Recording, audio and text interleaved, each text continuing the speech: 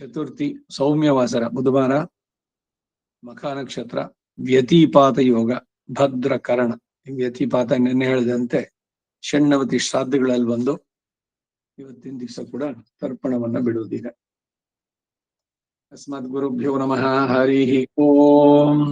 ಯಶ್ಚಂದಸಾಂ ವೃಷಭೋ ವಿಶ್ವರೂಪಃ ಛಂದೋಭ್ಯೋऽಧ್ಯಮೃತಾತ್ ಸಂಬಭೂವ ಸಮೇಂದ್ರೋ ಮೇಧಯಾ ಸ್ಪೃಣೋತು ಅಮೃತಸ್ಯ ದೇವಧಾರಣೋ ಭೂಯಾಸಂ ಶರೀರಂ ಮೇ ವಿಚರ್ಷಣಂ ಜಿಹ್ವಾ ಮೇ ಮಧುಮತ್ತಮ ಕರ್ಣಾಭ್ಯಾಂ ಭೂರಿ ವಿಶ್ರುವಂ ಬ್ರಹ್ಮಣಃ ಕೋಶೋऽಸಿ ಮೇಧಯಾ ವಿಹಿತಃ ಶ್ರುತಂ ಮೇ ಗೋಪಾಯ.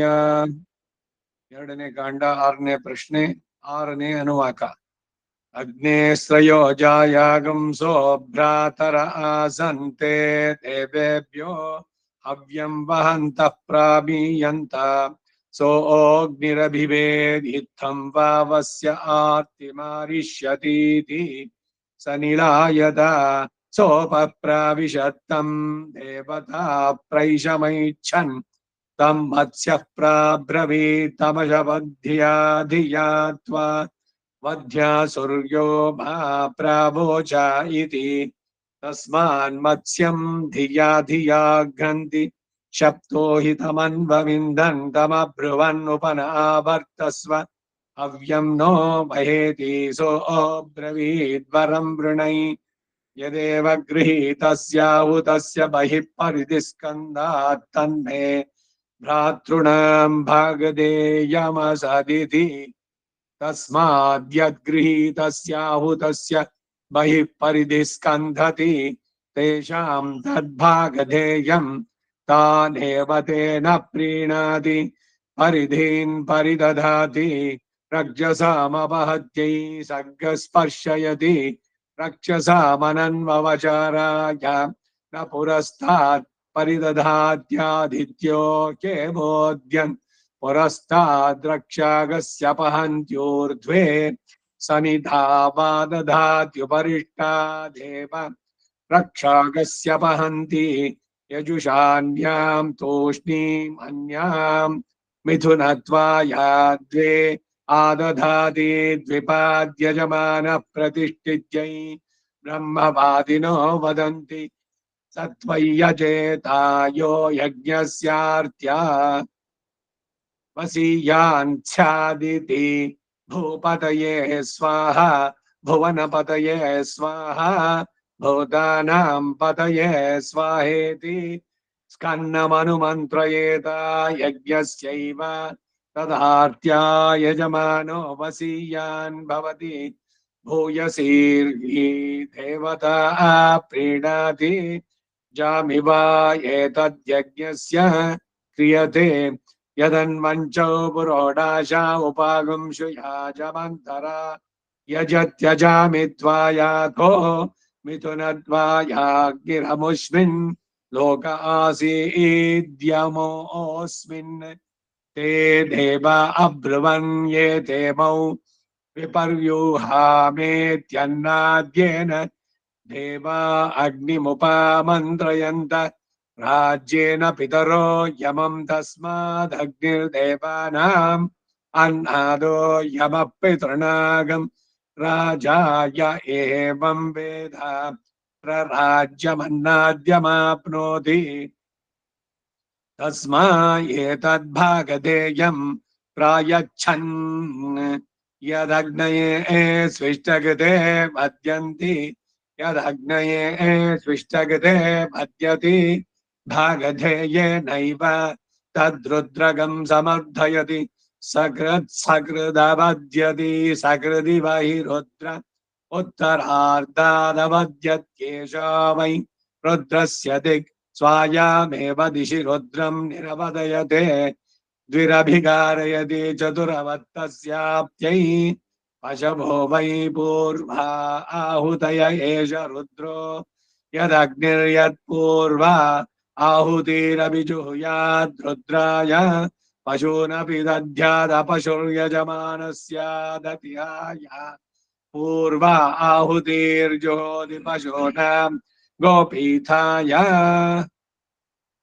अग्नेस्त्रयो जायागंसो भ्रातर आसन्ते देवेभ्यो हव्यं वहन्त प्रामीयन्त सोऽग्निरभिभेदितं वावत्स्य आर्तिमारिष्यतीति स निलायत सोपः प्राविशत्तं देवता प्रैषमैच्छन् तं वत्स प्राब्रवीत् तमशपद्धिया धिया त्वा वध्या सूर्यो मा प्रावोच इति तस्मान्मत्स्यं धिया धिया घ्नन्ति शप्तो हि तमन्वविन्दन् तमब्रुवन्नुपन आवर्तस्व हव्यं नो वहते हव्यं नो वहेति सोऽब्रवीद्वरं वृणय्य देवगृहीतस्याहुतस्य बहिः परिधिस्कन्धात् तन्मे भ्रातॄणां भागधेयमसदिति तस्माद्यगृहीतस्याहुतस्य बहिः परिधिस्कन्दति तेषां तद्भागधेयं तानेव तेन प्रीणाति परिधीन् परिदधाति रक्षसामपहत्यै सर्गस्पर्शयति रक्षसामनन्वपचाराय न पुरस्तात् परिदधात्यादित्यो ह्येवोद्यन् पुरस्ताद्रक्षागस्त्यपहन्त्यूर्ध्वे समिधावा दधात्युपरिष्टादेव रक्षागस्यपहन्ति यजुषान्यां तूष्णीमन्यां मिथुनत्वाय द्वे आदधाति विपाद्यजमानः प्रतिष्ठित्यै ब्रह्मवादिनो वदन्ति सत्वै यजेत यो यज्ञस्यात् यज्ञस्यार्त्यावसीयान् स्यादिति भूपतये स्वाहा भुवनपतये स्वाहा भूतानां पतये स्वाहेति स्कन्नमनो मन्त्रयेत यज्ञस्यैव तदार्त्या यजमानो वसीयान् भवति भूयसीर्हि देवता प्रीणाति चामिवा एतद्यज्ञस्य क्रियते यदन्वञ्चौ पुरोटाशावुपागं शुयाजमन्तरा यजत्यजामि त्वायाथो मिथुनत्वायाग्निरमुष्मिन् लोक आसीद्यमोऽस्मिन् ते देवा अब्रुवन्ने तेमौ विपर्युहा मे यन्नाद्येन देवा अग्निम् उपामन्त्रयन्त राज्येन पितरो यमं तस्मादग्निर्देवानामन्नादो यमः पितॄणागं राजाय एवं वेद प्रराज्यमन्नाद्यमाप्नोति तस्मायेतद्भागधेयं प्रायच्छन् यदग्नये स्विष्टकृते वद्यन्ति यदग्नये स्विष्टकृते वद्यति भागधेयेनैव तद्रुद्रगं समर्थयति सकृदवद्यति सकृदि वहि रुद्र उत्तरार्धादवद्यत्येषा वै रुद्रस्य दिक्स्वायामेव दिशि रुद्रं निरवदयते द्विरभिघारयति चतुरवत्तस्याप्त्यै पशवो वै पूर्वा आहुतय एष रुद्रो यदग्निर्यत्पूर्वा आहुतिरपि जुहुयात् रुद्राय पशूनपि दध्यादपशुर्यजमानस्यादतिहाय पूर्वा आहुतिर्जुहोति पशूनां गोपीठाय नरसिंहप्रसाद ಹೇಳ್ತೀನಿ ಮಮ್ಮ. ಅಗ್ನೇಸ್ತ್ರಯೋ ಜಾಯಾಕಂಸೋ ಭ್ರಾತರ ಆಸಂತೆ ದೇವೇಭ್ಯೋ ಹವ್ಯಂ ವಹಂತ ಪ್ರಾವೇಯಂತ ಸೋऽಗ್ನಿರಬಿಭೇದಿತ್ಥಂ ವಾವಸ್ಯ ಆರ್ತಿಮಾರಿಷ್ಯತೆ ತೇ ಸ ನಿಲಾಯತ ಸೋಪಪ್ರಾವಿಶತ್ತಂ ದೇವತಾ प्रैषमैच्छन्दं मत्स्य प्राब्रवेत्तमशपद्धेयाधिकात्वा वद्या सूर्यो मा प्रावोचयिति तस्मान्मत्स्यं ध्येयाधिया घ्नन्ते शप्तो हि तमन्वविन्दन्तमब्रुवन्नुपन आवर्तस्व हव्यन्नो पवहेति ವಹೇತಿ ಹವ್ಯಂನೋ ವಹೇತಿ ವಾಹನ ತಗೊಂಡು ಹೋಗೋದು ತಲುಪಿಸೋದು ಮೆಸೇಜ್. ಹವ್ಯಂನೋ ಹವ್ಯ ವಾಹನ ಇದೆಯಲ್ಲ, ವಾಹನ ಅಂದ್ರೆ ಏನು ಅಂದ್ರೆ ತಗೊಂಡೋಗಿ ಕೊಡೋದು. ವಾಹತಿ ಹಾಗೆ ವಹೇತಿ. ಹವ್ಯಂ ನೋ ವಹೇತಿ ಸೋಬ್ರವೇದ್ವರಂ ವೃಣೈ ಯದೇವ ಗೃಹೇತಸ್ಯಾಹುತಸ್ಯ ಬಹಿಃ ಪರಿಧಿ ಸ್ಕಂದಾತ್ ತನ್ಮೇ ಭ್ರಾತೃಣಾಂ ಭಾಗಧೇಯಮಸದಿತಿ ತಸ್ಮಾದ್ಯತ್ ಗೃಹೀತಸ್ಯಾಹುತಸ್ಯ ಬಹಿಃ ಪರಿಧಿ ಸ್ಕಂದತಿ ತೇಷಾಂ ತದ್ಭಾಗಧೇಯಂ ತಾನೇವ ತೇನ ಪ್ರೀಣಾತಿ ಪರಿಧೇನ್ ಪರಿದದಾತಿ ರಕ್ಷಸಾಮಪಹತ್ಯೈ ಸಗ್ಗಸ್ಪರ್ಶಯತಿ ರಕ್ಷಸಾಮನನ್ವಪಚಾರಾಯ ನ ಪುರಸ್ತಾತ್ ಪರಿದದಾತ್ಯಾನಿತ್ಯೋ ಯೇವೋದ್ಯನ್ ಪುರಸ್ತಾದ್ ರಕ್ಷಾಗಸ್ಯಪಹಂತ್ಯೋರ್ಧ್ವೇ ಸಮಿಧಾವಾದಧಾತ್ಯುಪರಿಷ್ಟಾದೇವ ರಕ್ಷಾಗಸ್ಯಪಹಂತಿ ಯಜುಷಾನ್ಯಾಂ ತೂಷ್ಣೇ ಮನ್ಯಾಂ ಮಿಥುನತ್ವಾಯಾದ್ವೇ ಆದಧಾತಿ ವಿಪಾದ್ಯಜಮಾನ ಪ್ರತಿಷ್ಠಿತ್ಯೈ ಬ್ರಹ್ಮವಾದಿನೋ ವದಂತಿ ಸತ್ವಯಜೇತಾಯೋ ಯಜ್ಞಸ್ಯಾರ್ತ್ಯ ವಸೀಯಾನ್ ಸ್ಯಾದಿತಿ ಭೂಪತಯೇ ಸ್ವಾಹ ಭುವನಪತಯೇ ಸ್ವಾಹ ಭೂತಾನಾಂ ಪತಯೇ ಸ್ವಾಹೇತಿ ಕನ್ನಮನುಮಂತ್ರಯೇತ ಯಜ್ಞಸ್ಯೈವ ತದಾರ್ತ್ಯ ಯಜಮಾನೋ ವಸೀಯಾನ್ ಭವತಿ ಭೋಗಸೇರ್ಯೇ ದೇವತಾಃ ಪ್ರೀಣಾತಿ ಜಾಬಿಬಾ ಏತದ್ಯಜ್ಞಸ್ಯ ಕ್ರಿಯತೆ ಯದನ್ವಂಚೌ ಪುರೋಡಾಶ ಉಪಾಗಂಶು ಯಾಜಮಂತರ ಯಜತ್ಯಜಾಮಿತ್ವಾ ಯಾಥೋ ಮಿಥುನತ್ವಾಯಾಗ್ನಿರಮಶ್ಮಲ್ಲೋಕ ಆಸೇತ್ಯಮೋऽಸ್ಮಿನ್ತೆ ದೇವ ಅಬ್ರುವನ್ನೇ ತೇಮೌ ವಿಪರ್ಯೂಹಾಮೇತ್ಯನ್ನಾದ್ಯೇನ ದೇವ ಅಗ್ನಿಮುಪಮಂತ್ರಯಂತ ರಾಜ್ಯೇನ ಪಿತರೋ ಯಮಂ ತಸ್ಮಾದಗ್ನಿರ್ದೇವಾನಾಮನ್ನಾದೋ ಯಮಃ ಪಿತॄಣಾಗಂ ರಾಜಾ ಯ ಏವಂ ವೇದ ಪ್ರರಾಜ್ಯಮನ್ನಾದ್ಯಮಾಪ್ನೋತಿ ತಸ್ಮಾ ಏತದ್ಭಾಗಧೇಯಂ ಪ್ರಾಯಚ್ಛನ್ ಯದಗ್ನಯೇ ಸ್ವಿಷ್ಟಕೃತೆ ವದ್ಯಂತೆ ಯದಗ್ನಯೇ ಸ್ವಿಷ್ಟಕೃತೆ ವದ್ಯತೆ ಭಾಗಧೇಯೇನೈವ ತದ್ರುದ್ರಗಂ ಸಮರ್ದಯತಿ ಸಕೃತ್ಸಕೃತವದ್ಯತಿ ಸಕೃತಿ ಬಹಿರುದ್ರ ಉತ್ತರಾರ್ಧದವದ್ಯತ್ಯೇಷಾ ವೈ ರುದ್ರಸ್ಯ ದಿಕ್ಸ್ವಾಯಾಮೇವ ದಿಶಿ ರುದ್ರಂ ನಿರವದಯತೆ ದ್ವಿರಭಿಘಾರಯತಿ ಚತುರಪತ್ತಸ್ಯಾಪ್ಯೈ ಪಶವೋ ವೈ ಪೂರ್ವ ಆಹುತಯ ಏಷ ರುದ್ರೋ ಯದಗ್ನಿರ್ಯತ್ಪೂರ್ವಾ ದೀರ್ಘ ಪೂರ್ವಾ ಆಹುತಯ ಯದಗ್ನಿರ್ಯತ್ಪೂರ್ವಾ ಆಹುತೇರಭೆ ಜುಹುಯಾದ್ರುದ್ರಾಯ ಪಶೂನಪಿ ದದ್ಯಾದ ಪಶುರ್ಯಜಮಾನಸ್ಯಾದತಿಹಾಯ ಪೂರ್ವಾ ಆಹುತೇರ್ಜುಹೋತಿ ಪಶೂನಾಂ ಗೋಪೀತಾಯ. ಇಂದ್ರನಿಗೆ ಶತಕ್ರತು ಅಂತ ಹೆಸರು. ಏನು ಕ್ರತು ಅಂದ್ರೆ ಯಾಗ. 100 ಯಾಗ ಮಾಡಿದ್ರೆ ಇಂದ್ರ ಪದವಿ ಡೆಫಿನೆಟ್ ಸಿಗುತ್ತೆ. ಹಾಗೆ ಶತರುದ್ರೀಯ ಅಂತಿದೆ. ಶತರುದ್ರ ಯಾಗಗಳು 100 ರುದ್ರ ಯಾಗಗಳನ್ನ ಮಾಡಿದ್ರೆ 11 ಜನ ರುದ್ರಲ್ಲಿ ಒಂದು ಪದವಿ ಸಿಗುತ್ತೆ. ಶಿವನನ್ನ ಕಡಿಮೆ ಮಾಡಿದ್ದಲ್ಲ, 11 ಜನ ರುದ್ರಲ್ಲಿ ಒಂದು ರುದ್ರ ಪದವಿಯನ್ನ ನಾವು ಕೂಡ ಪಡಿಬಹುದು, ಬ್ರಹ್ಮ ಪದವಿನ ಪಡಿಬಹುದು.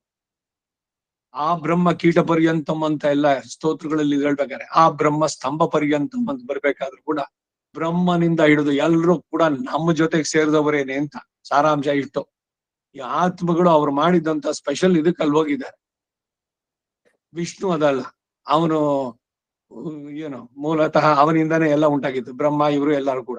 ತ್ರಿಮೂರ್ತಿಗಳು 3 ಜನಕ್ಕೆ ಅಂತ ಅಂದ್ಬಿಟ್ಟು ಮಾಡಿದ್ರು ಕೂಡ ಇದನ್ನೇ ಆ ಆಳ್ವಾರುಗಳು ಹೇಳೋದು, ಮೂನ್ನು ಮಾಯ್, ಒಬ್ಬನೇ ಮೂರಾದ ಅಂತ ಹೇಳ್ಬೇಕಾದ್ರೆ ಎಲ್ಲದ್ರಲ್ಲೂ ಅವನಿದ್ದಾನೆ, ಇವೆಲ್ಲ ಹೇಳ್ತಾನೆ. ಸೊ ಜಗದ ಆದಿ ಕಾರಣ ಯಾರೋ ಅವನಿಗೆ ಸಮರಾಗಿ ನೀವು ಮಾಡಿದ್ರೆ ಅಪಚಾರವಾಗುತ್ತೆ ಅಂತ. ನಾರಾಯಣನಿಗೆ ಸಮನಾಗಿ ರುದ್ರನನ್ನೋ ಬ್ರಹ್ಮನನ್ನ ನೀವು ಕನ್ಸಿಡರ್ ಮಾಡಿದ್ರೆ ಅವನು ನಿಸ್ಸಮಾಭ್ಯತೆಗಃ. ಇದು ಭಗವಂತನಲ್ಲಿ ಮಾಡುವ ಅಪಚಾರ. ಯಾಕೆಂದ್ರೆ ಇವರೆಲ್ಲ ಚೇತನ ವರ್ಗಕ್ಕೆ ಸೇರ್ಬಿಡ್ತಾರೆ. ಬ್ರಹ್ಮ, ರುದ್ರ, ಇಂದ್ರ, ಯಾವ ದೇವತೆಗಳಿರ್ತಾರೆ ಎಲ್ಲರೂ ಅಷ್ಟೇ. ಇವರೆಲ್ಲ ಯಾರು? ಎಲ್ಲರೂ ಆತ್ಮಗಳು. ಈಗ ಧ್ಯಾನಷ್ಟು ಇದರಲ್ಲಿ 6ನೇ ಅಧ್ಯಾಯದಲ್ಲಿ ನಾವು ನೋಡಿದ್ರಲ್ಲಿ ಆತ್ಮಗಳು. ಆ ಆತ್ಮ ಸಾಮ್ಯವನ್ನು ನೋಡ್ಬೇಕಾದ್ರೆ ಅವರಲ್ಲಿರುವಂತ ಆತ್ಮನು ನಮ್ಮಲ್ಲಿರುವ ಆತ್ಮನು ಜ್ಞಾನ ಆಕಾರದ ಇದುಗಳಲ್ಲಿ ಒಂದೇನೆ.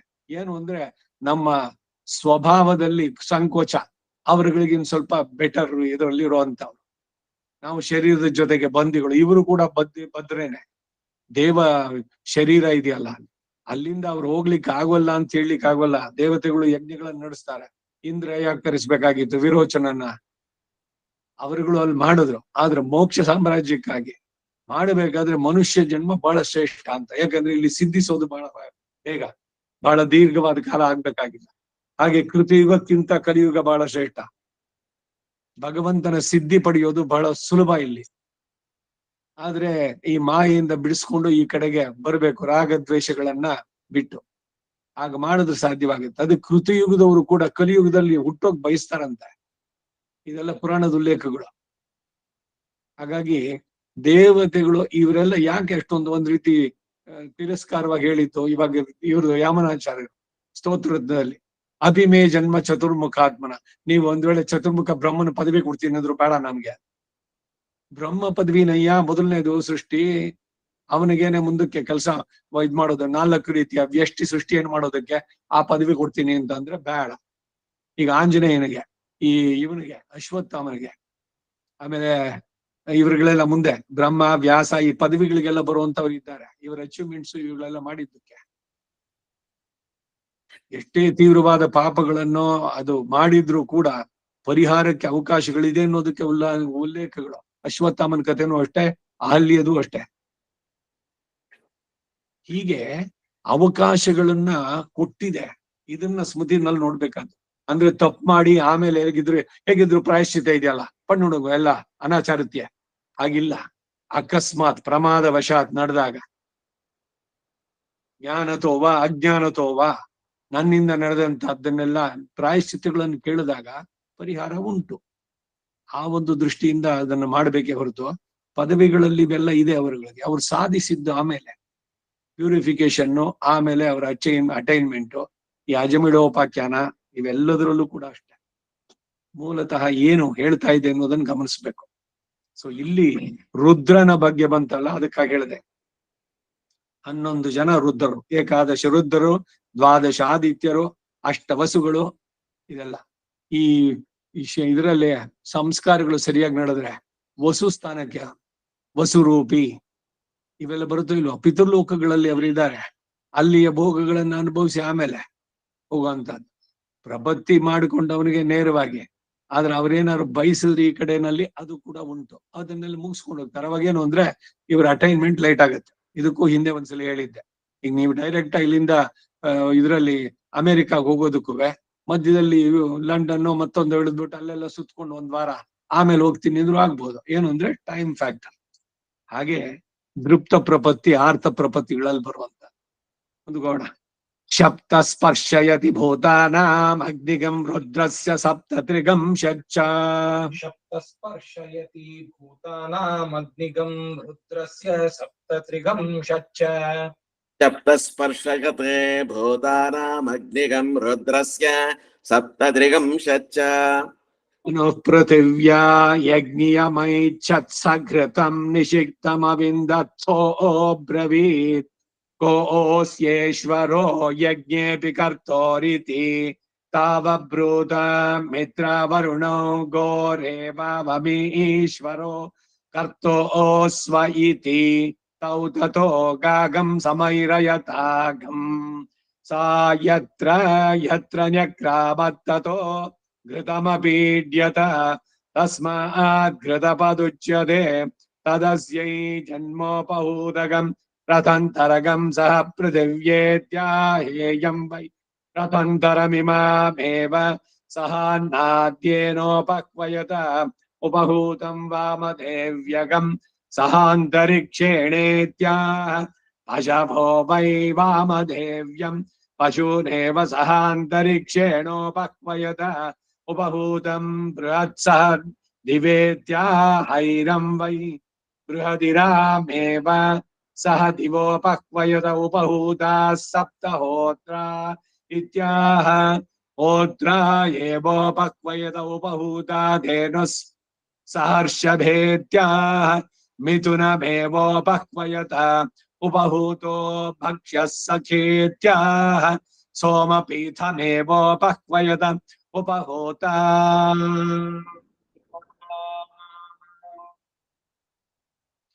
हो इत्याहात्मानमेवोपक्वयत आत्मा ह्युपहूतानां वसिष्ठ इडामुपक्वयते वसिष्ठ इडामुपक्वयते पशवो वा इडा पशूनेवोपक्वयते इड ये हि अदित ये हि सरस्वती ಇದೆಲ್ಲ ಒಂದೊಂದು ಕೂಡ ಒಂದೊಂದು ಬರುತ್ತದೆ चतुरुपह्वयते चतुष्पादो हि पशवो मानवीत्याह मनुर्ह्येतामग्रे पश्यद्घृतपदीत्याह यदेवास्यै पदाद्घृतमपि ईड्यत तस्मादेवमाह मैत्रावरुणीत्याह मित्रावरुणौ ह्ये नागं समैरयताम् ब्रह्मदेवघृतमुपहूतमित्याह ब्रह्मैवोपक्वयते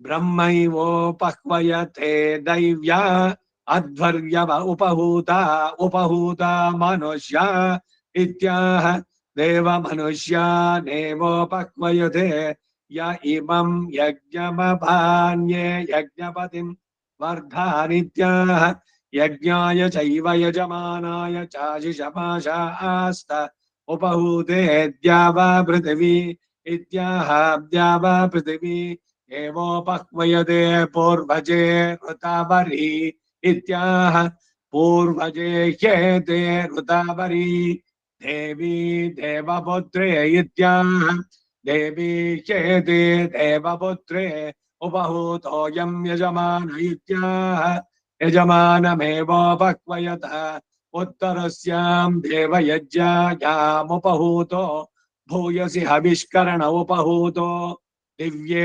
धामन्ನುಪಹೂತ ಇತ್ಯಾಹ ಎಲ್ಲೆಲ್ಲಿ ಇತ್ಯಾಹ ಅಂತ ಬರುತ್ತಲ್ಲ ಇದು ಬ್ರಾಹ್ಮಣದಲ್ಲಿ ಇದೆಲ್ಲ ಆ ಮಂತ್ರದ ವಿನಿಯೋಗ ಹಾಗಂದ್ರೆ ಏನು ಅನ್ನೋದನ್ನ ಇಲ್ಲಿ ಹೇಳುತ್ತೆ ಅಥವಾ ಅದರ ವಿನಿಯೋಗ ಏನು ಇವುಗಳನ್ನೆಲ್ಲ ತಿಳಿಸೋದು ಇತ್ಯಾಹ ಪ್ರಜಾವಾ ಉತ್ತರ ದೇವ ಯಜ್ಞ ಪಶವೋ ಭೂಯೋ ಹವಿಷ್ಕರಣಗಂ ಸುವರ್ಗೋ ಲೋಕೋ ದಿವ್ಯಂ ಧಾಮೇದಮಸೀದಮಸೀತ್ಯೇವ यज्ञस्य प्रियं धामोपह्वयते विश्वमस्य प्रियमुपहूतमित्याह चम्बट्कारम् एवोपह्वयते पृथिव्या यज्ञियमैच्छत्सद्घृतं निषिक्तमविन्दत्सोऽब्रवीत् कोऽस्येश्वरो यज्ञेऽपि कर्तोरिति तावब्रूतां मित्रावरुणौ गोरेवावमीश्वरौ कर्तोऽस्व इति तौ ततो गागं समैरयतागं सा यत्र यत्र न्यक्रामत्ततो घृतमपीड्यत तस्मात् घृतपद्युच्यते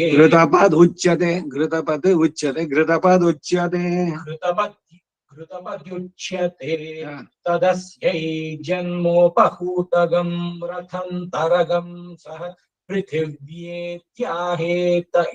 पृथिव्येत्याहेयं वै रथन्तरमिमामेव सहान्नाद्येनोपह्वयत उपहूतं वामदेव्यगं सहान्तरिक्षेणेत्याह अशवो वै वामदेव्यम् पशूनेव सहान्तरिक्षेणोपह्वयत उपहूतम् बृहत् सह दिवेत्याहैरं वै बृहदिरामेव सह दिवोपह्वयत उपहूता सप्तहोत्रा इत्याह होत्रा एवोपह्वयत उपहूता धेनु सहर्षभेत्याह मिथुनमेवोपह्वयत उपहूतो भक्षः सखेत्याह सोमपीतमेवोपह्वयत उपहूता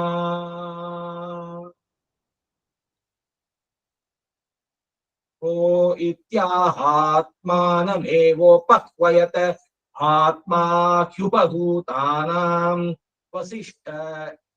वसिष्ठ इडामुपह्वयते पशवो वा इडा पशूनेवोपह्वयते चतुरुपह्वयते चतुष्पादो हि पशवो मानवीत्याह मनुह्येताम् अग्रे पश्य घृतपदीत्याह यदेवास्यै पदाद् घृतमपि ईड्यत तस्माद्देवमाह मैत्रावरुणीत्याह मित्रावरुणौ ह्ये नागम् समैरयताम् ब्रह्मदेवकृतमुपहूतमित्याह ब्रह्मैवोपह्वयते दैव्या अध्वर्यव उपहूता मनुष्या इत्याह देवमनुष्यानेवोपह्वयते य इमम् यज्ञमवान् ये यज्ञपतिम् वर्धानित्याह यज्ञाय चैव यजमानाय चाशिषमाश आस्त उपहूते द्यावा पृथिवी इत्याह द्यावा पृथिवी एवोपह्वयते पूर्वजे ऋतावरी इत्याह पूर्वजे ह्येते ऋतावरी देवी देवपुत्रे इत्याह देवी ह्येते देवपुत्रे उपहूतोऽयं यजमान इत्याह यजमानमेवोपह्वयत उत्तरस्यां देवयज्ञायामुपहूतो भूयसी हविष्करण उपहूतो दिव्ये धामन्नुपहूत इत्याह प्रजावा उत्तरा देवयज्ञा अशवो भूयो हविष्करणगम् सुवर्गो लोको दिव्यम् धामेदमसीदमसीत्येव यज्ञस्य प्रियम् धामोपह्वयते विश्वमस्य प्रियमुपहूतमित्याह छम्बट्कारमेवोपह्वयते ಹೇಳಮ್ಮಮ್ಮ. ಹಾ ಮನುಃ ಪೃಥಿವ್ಯಾ ಯಜ್ಞೇಯಮೈ ಛತ್ಸಘೃತಂ ನಿಷಿಕ್ತಮವಿಂದತ್ಸೋ ಬ್ರವೀತ್ ಕೋಸ್ಯೇಶ್ವರೋ ಯಜ್ಞೇಪಿ ಕರ್ತೋರಿತಿ ತಾವಭೃತಾಂ ಮಿತ್ರವರುಣೌ ಗೋರೇ ಭಾವಮೀಶ್ವರೌ ಕರ್ತೋಸ್ವ ಇತಿ ತೌ ತಥೋ ಗಾಗಂ ಸಮೈರಯತಾಗಂ ಸಾ ಯತ್ರ ಯತ್ರ ನ್ಯಕ್ರಾಮತ್ತತೋ ಘೃತಮಪೇಢ್ಯತ तस्मात् घृतपद्योच्यते तदस्यै जन्मोपहूतकं रथन्तरकं सः पृथिव्येत्याहेयं वै रथन्तरभिमामेव सः अन्नाद्येनोपह्वयत उपहूतं वामदेव्यकं सहान्तरिक्षेणेत्याह पशवो वै वामदेव्यं पशूनेव सहान्तरिक्षेणोपह्वयत उपहूतं बृहत्सह दिवेत्याहैरं वै बृहदिरामेव सह दिवोपह्वयत उपहूता सप्तहोत्रा इत्याह होत्रा एवोपह्वयत उपहूता धेनुः सहर्षभेत्याह मिथुनमेवोपह्वयत उपहूतो भक्षः सखेत्याह सोमपीठमेवोपह्वयत उपहूता हो इत्याहात्मानमेवोपह्वयत आत्मा ह्युपहूतानां वसिष्ठा इडमुपह्वयते पशवो वा इड पशूनेवोपह्वयते चतुरुपह्वयते चतुष्पादो हि पशवो मानवेत्याह मनुर्येतामग्रे पश्यद्धृतपदीत्याह यदेवास्यै पदाद्धृतमपि एष्यत तस्मादेवमाह मैत्रावरुणीत्याह मित्रावरुणौ ह्येनागं समैरयतां ब्रह्मदेवकृतमुपहूतमित्याह ब्रह्मैवोपह्वयते दैव्या अध्वर्यव उपहूता मनुष्या इत्याह देवमनुष्यानेवोपह्वयते य इमं यज्ञमवाने ये यज्ञपतिं वर्धानित्याह यज्ञाय चैव यजमानाय चाशिषमाशास्त उपहूते द्याव पृथिवी इत्याह द्याव पृथिवी एवोपह्वयते पूर्वजे ऋतावरी इत्याह पूर्वजे ह्येते ऋतावरी देवी देवपुत्रे इत्याह देवी ह्येते देवपुत्रे उपहूतोऽयं यजमान इत्याह यजमानमेवोपह्वयत उत्तरस्यां देवयज्ञायामुपहूतो भूयसे हविष्करण उपहूतो दिव्येदामन्नुपहूत इत्याह प्रजा वा उत्तरा देवयज्ञा पशवो भूयो हविष्करणगं सुवर्गो लोको दिव्यं धामेदमसेदमसेत्येव यज्ञस्य प्रियं धामोपह्वयते विश्वमस्य प्रियमुपहूतमित्याह चम्बट्कारमेवोपह्वयते आहधेनुरेतां वर्धानित्याह धामन्नुपहूतश्चतुस्त्रिगं षच्च आहधेनुरेतां वर्धानित्याह धामन्नुपहूतश्चतुस्त्रिगं षच्च आह धेनुरेतां वर्धानित्याह दामन्नुपहूतश्चतुस्त्रिगं षच्च पशवो वा इडा स्वयमादत्ते पशवो वा इडा स्वयमादत्ते पशवो वा इडा स्वयमादत्ते ಆರಣ್ಯಕ ತಗೊಳ್ಳಿ ಪ್ರಥಮ ಪ್ರಶ್ನೆ 21ನೇ ಅನುವಾಕ ಆಪಮಾಪಮಪಃ ಸರ್ವಾಃ आपमापामपः सर्वाः ನರಸಿಂಹಪ್ರಸಾದ್ ಹೇಳಿ ಪುಸ್ತಕ ತಗೋತೇನೆ ಹಾ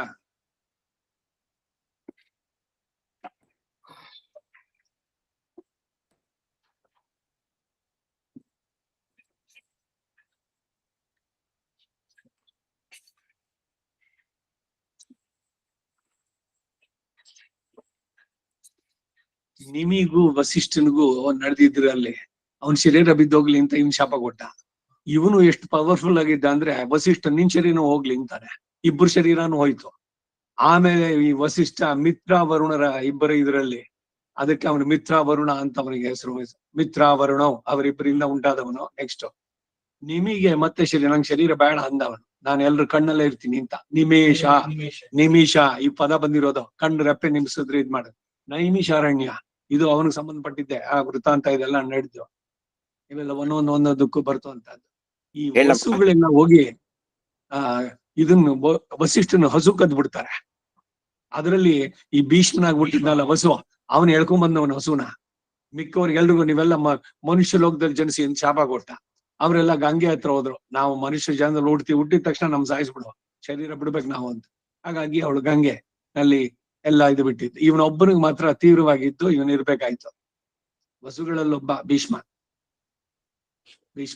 ಹೇಳಿ. ಆಪಮಾಪಮಪಃ ಸರ್ವಾಃ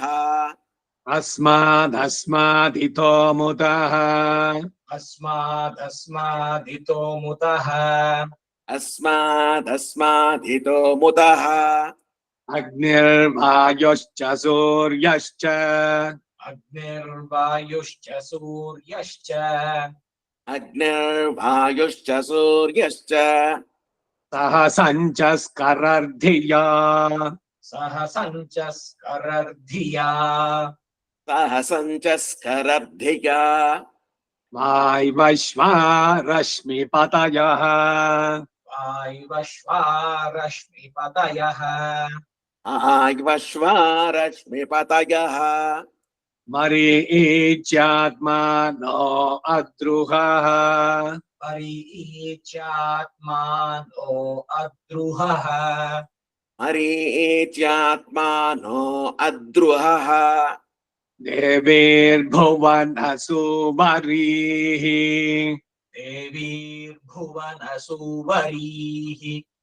देवेर्भुवनसुवरीः पुत्र भत्वायमे सुत पुत्रवत्वाय मे सुत पुत्रभत्वाय मे सुत महानाम्नीर्महामानाः महानाम्नीर्महामानाः महानाम्नेर्महामानाः महसो महसस्वः महसो महसस्वः महसो महसस्वः देवी पर्जन्यसु वरीः देवी पर्जन्यसुवरीः देवेः पर्जन्यसुवरीः पुत्र भत्वाय मे सुत पुत्रवत्वाय मे सुत पुत्रभत्वाय मे सुत ಈ ಸ್ವರಗಳನ್ನ ಆಗ್ಬೇಕಾದ್ರೆ ಇದು ತೆಲುಗು ಪುಸ್ತಕ ಸುವರಿನಲ್ಲಿ ರಕಾರಕ್ಕೆ ಬರುತ್ತೆ, ರಕಾರಕ್ಕೆ ಬಂದ್ರೆ ಸ್ವರಿತ ಆಗ್ಬೇಕು. ಸುವರಿ ಈ ಬರುತ್ತೆ ಅವಾಗ. ಇದು ವಕಾರದಲ್ಲಿ ಉದಾತ್ತ. ಸುಬರೀಹಿ ದೇವಿ ಪರ್ಜನ್ಯ ಸುಬರೀಹಿ. ಗೊತ್ತಾಯ್ತಾ? ರಕಾರ ಎಂಡಲ್ಲಿ ಬಂದ್ರೆ ಅದು ಸ್ವರಿತವಾಗ್ಬಿಡುತ್ತೆ. ಇದು ಮಧ್ಯದಲ್ಲಿ ಬರುವಂತದ್ದು. ಸುವರೀಹಿ ಪುತ್ರ ಭತ್ವಾಯ ಮೇ ಸುತ पुत्रवत्वाय मे सुत पुत्रभत्वाय मे सुत अपाश्नुष्णिमपारक्षः अपाश्न्युष्णिमपारक्षः अपाश्न्युष्णिमपारक्षः अपाश्नुष्णिमपारघम् अपाश्न्युष्णिमपारघम् अपाश्न्युष्णिमपारघम् अपाघ्रामपचावर्तिम् अपाघ्रामपचावर्तिम् अपाघ्रामपचावर्तिम् अपदेवी ऋतोहिता अपदेवीरितोहिता अपदेवेरितोहिता वज्रम् देवीरजितागश्च वज्रम् देवीरजीतादश्च वज्रम् देवेरजीतागश्च भुवनम् देवसुवरीः भुवनम् देवसुवरीः भुवनम् देवसुवरीः आदित्यानदितिम् देवीम् आदित्यानदितिम् देवीम् आदित्यानदितिम् देवीम् योनिनोर्ध्वमुदीशत योनिनोर्ध्वमुदीशत योनिनोर्ध्वमुदेशत भद्रम् कर्णेभिः शृणुयामदेवाः भद्रम् कर्णेभिः शृणुयाम देवाः भद्रम् कर्णेभिः शृणुयाम देवाः भद्रम् पश्येमाक्षभिर्यजत्राः भद्रम् पश्येमाक्षभिर्यजत्राः भद्रम् पश्येमाक्षभिर्यजत्राः स्थिरैरङ्गैस्तुष्टुवागम् सस्तनूभिः स्थिरैरङ्गैस्तुष्टुवागं सस्तनोभिः स्थिरैरङ्गैस्तुष्टुभागं सस्तनूभिः यशेमदेवहितं यदायुः यशेम देवहितं यदायुः यशेम देवहितं यदायुः स्वस्ति न इन्द्रो वृद्धश्रवाः स्वस्ति न इन्द्रो वृद्धश्रवाः स्वस्ति न इन्द्रो वृद्धश्रवाः स्वस्ति नः पूषा विश्ववेदाः स्वस्ति नः पूषा विश्ववेदाः स्वस्ति नः पूषा विश्ववेदाः ಸ್ವಸ್ತಿ ಅಂದ್ರೇನು? ಕ್ಷೇಮ. ನಹ ನಮಗೆ, ಪೂಷಾ ವಿಶ್ವವೇದ ಇವರೆಲ್ಲ ನಮಗೆ ಒಳ್ಳೆಯದನ್ನು ಉಂಟು ಮಾಡ್ಲಿ, ಕ್ಷೇಮವನ್ನು ಉಂಟು ಮಾಡ್ಲಿ. ಇಂದ್ರ ವೃದ್ಧಶ್ರವಾಹ ಸ್ವಸ್ತಿನ ಪೂಷಾ. ಆಮೇಲೆ ಸ್ವಸ್ತಿನ ತಾರ್ಕ್ಷ, ಸ್ವಸ್ತಿನ ತಾರ್ಕ್ಷ ಅರಿಷ್ಟನೇಮಿ. ಸ್ವಸ್ತಿ ನಹ ಬೃಹಸ್ಪತಿ ದದಾತು. ಬೃಹಸ್ಪತಿ ದೇವಗುರು ಎಲ್ಲರೂ ನಮಗೆ ಕ್ಷೇಮವನ್ನು ಉಂಟು ಮಾಡ್ಲಿ. ಎಲ್ಲ ದೇವತೆಗಳ ಪ್ರಾರ್ಥನೆ. ಸ್ವಸ್ತಿ ನಸ್ತಾರ್ಕ್ಷೋ ಅರಿಷ್ಟನೇಮಿಃ. स्वस्ति नस्तार्क्ष्यो अरिष्टनेमिः स्वस्ति नस्तार्क्ष्यो अरिष्टनेमिः स्वस्ति नो बृहस्पतिर्दधातु. स्वस्ति नो बृहस्पतिर्दधातु स्वस्ति न बृहस्पतिर्दधातु केतवो अरुणासश्च केतवो अरुणासश्च एतभो अरुणासश्च ऋषयो वातरशनाः ऋषयो वातरशनाः ऋषयो वातरशनाः प्रतिष्ठागं शतधाहि. प्रतिष्ठागं शतधाहि प्रतिष्ठागं शतधाहि समाहितासो सहस्रधायसम्. समाहितासो सहस्रधायसम् समाहितासो सहस्रधायसम् इवा नश्यन्तमा भवन्तु. शिवानश्यन्तमा भवन्तु शिवानश्यन्तमा भवन्तु दिव्या आपवोषधयः दिव्या आपवोषधयः दिव्या आपवोषधयः सुमृडीका सरस्वती. सुमृडीका सरस्वती मृढेका सरस्वती माते व्योम सन्दृशी. माते व्योम सन्दृशी माते व्योम सन्दृशी स्वर्वुदीशतवातरशना षट्च. स्वरुदीशतवातरशना षट्च स्वरुदेशत वातरशना षट्च योपं पुष्पं वेद योपां पुष्पं वेद योपां पुष्पं वेद पुष्पवान् प्रजावान् पशुमान् भवति. पुष्पवान् प्रजावान् पशुमान् भवति पुष्पवान् प्रजावान् पशुमान् भवति चन्द्रमा वा अपां पुष्पं चन्द्रमा वा अपां पुष्पं चन्द्रमा वा अपां पुष्पम् पुष्पवान् प्रजावान् पशुमान् भवति. पुष्पवान् प्रजावान् पशुमान् भवति पुष्पवान् प्रजावान् पशुमान् भवति ಹೋಮಗಳನ್ನ ಏನ್ ರೀತಿನಲ್ಲಿ ನಡೆಸಬೇಕು ಹಾಗೆ. ಯೋ ಯಥಾ ದೇವ ಯಜನ ಇವುಗಳನ್ನ ಯಜ್ಞಗಳನ್ನ ನಡೆಸಿದ್ದು as per the scriptures.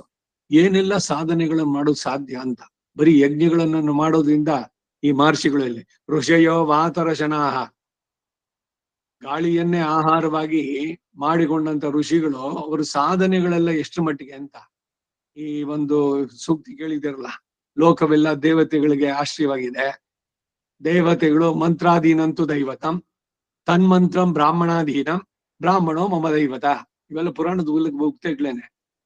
So ಬ್ರಾಹ್ಮಣ ನನಗೆ ದೇವತೆ, ಯಾಕೆಂದ್ರೆ ಬ್ರಾಹ್ಮಣನಿಗೆ ಎಲ್ಲ ಮಂತ್ರಗಳು ಅದು ಸರಿಯಾಗಿ ಉಪದೇಶ ತಗೊಂಡು ಪಡೆದಿದ್ರೆ ಅದು ಸಿದ್ಧಿ. ಈಗೇನು ಮಂತ್ರಗಳು ಸುಮ್ನೆ ಎಲ್ರು ಸಾರಾಸಟ್ಟಾಗಿ ಎಲ್ಲ ಹೇಳೋದು ಇದೆಯಲ್ಲ, ಅದು ಮಂತ್ರವಾಗೋದಿಲ್ಲ. ಮಂತ್ರಂ ಯತ್ನೇನ ಗೋಪಯ್ಯತೆ, ಎಲ್ಲ ಹಿಂದೆಲ್ಲ ಎಷ್ಟಿರೋದು ಗೊತ್ತಾ. ಈಗ ಅದಕ್ಕೆ ಈ ಸಂದೇಹಗಳು, ಇವಾಗ ಹುಂ ಫಟ್ ಸ್ವಾಹ ಅದನ್ನ ನೀವು ಮಾನಸಿಕವಾಗಿ ಹೇಳಿ ಬರೀ ಸ್ವಾಕಾರ ಮಾತ್ರ ಹೇಳಿ, ಅದ್ ಬೇರೆಯವ್ರಿಗೆ ತಿಳಿಸ್ಬೇಕು ಇಲ್ಲ. ಮಂತ್ರ ಸಾಮೂಹಿಕವಾಗಿ ಉಚ್ಚಾರಣೆಗೆ ಮಂತ್ರ ಅಂತ ಆಗೋಲ್ಲ. ಅದು ಮನನಾಥ್ ತ್ರಾಯತೆ ಇತಿ ಮಂತ್ರ, ಯಾವ ಮಂತ್ರ ನಿಮ್ಮನ್ನು ರಕ್ಷಿಸಿ ಶಕ್ತಿಯನ್ನು ಉಂಟು ಮಾಡುತ್ತೋ ಅದು. ಯಾವುದೇ ಒಂದು ಮಂತ್ರವಾಗಬೇಕಾದ್ರೆ ಅದನ್ನ ಗುರುಪದೇಶ ಪಡೆದಿರ್ಬೇಕು, ಅದರದ್ದು ಉಚ್ಚಾರಣೆ ಚೆನ್ನಾಗಿ ಮಾಡಿರ್ಬೇಕು ನೀವು. ಈಗೇನಾಗ್ತಾ ಇದೆ, ಈಗೇನೋ ಸುದರ್ಶನ ನಾವು ಪಣ್ಕಿರಿ ಅದಕ್ಕೆನ್ನ ದೇವಸ್ಥಾನದ ಭಟ್ರುಗಳು ಎಲ್ಲರೂ ಶುರು ಮಾಡ್ಬಿಡ್ತಾರೆ.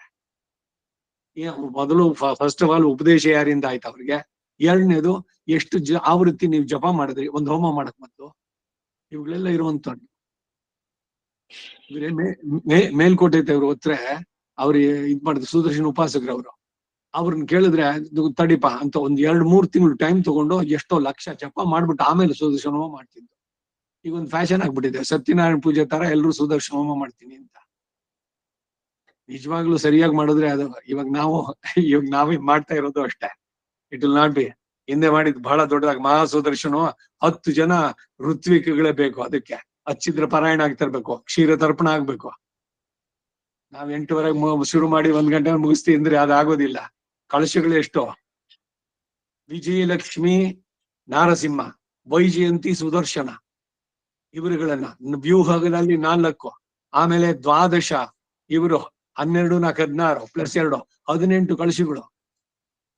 18 ಕಳಶಗಳನ್ನ ಇಟ್ಟು ನೀನು ಒಂದಿದ್ದೇವನ ಅಂದಿದ್ ಹೊರಗಡೆ ಪೋಯಿಂದಮ್ಮೆ ಬನ್ನೇರ್ಘಟ್ಟ ಒಳ್ಳೆ ಹಂಗೆ ಅದಕ್ಕೆಲ್ಲ ಸಿದ್ಧತೆಗಳು, ಅದಕ್ಕೆಲ್ಲ ಒಂದಷ್ಟೆಲ್ಲ ಬೇರೆ ಬೇರೆ ಮಾಡಿ. ಹಿಂದೆ ಅರುಣ್ ಕುಮಾರ್ ಮೊದಲವರಾಯಿಂದ ಋಷಿ ಪಂಡಿಸಿರುತ್ತೆ, ಅವ್ರ ಹತ್ರ ಸುದರ್ಶನ ವಿಗ್ರಹಗಳೆಲ್ಲ ಇದೆ, ನರಸಿಂಹ ಸುದರ್ಶನ ಎಲ್ಲ ತಗೊಂಬಂದು ಶಾಲಿಗ್ರಾಮಗಳನ್ನ ಇಟ್ಕೊಂಡು ದೊಡ್ಡ ಕೆಲಸ ಅದು.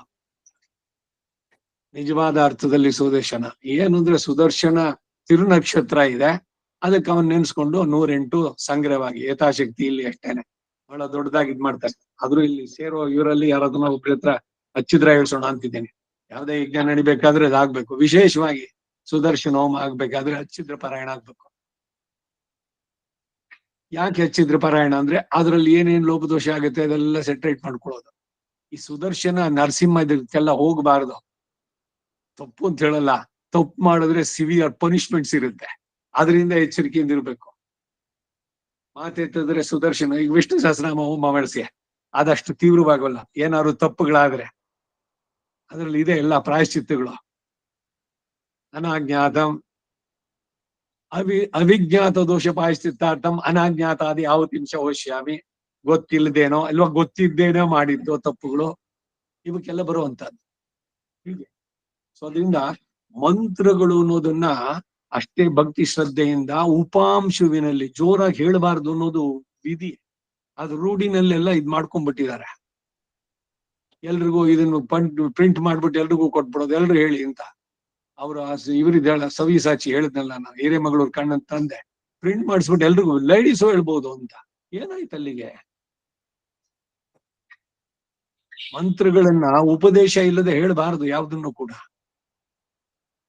ಆ ಸೀರಿಯಸ್ನೆಸ್ ಅವಾಗ್ಲೇ ಅದು ಇಟ್ ವಿಲ್ ಬಿ ಎಫೆಕ್ಟಿವ್.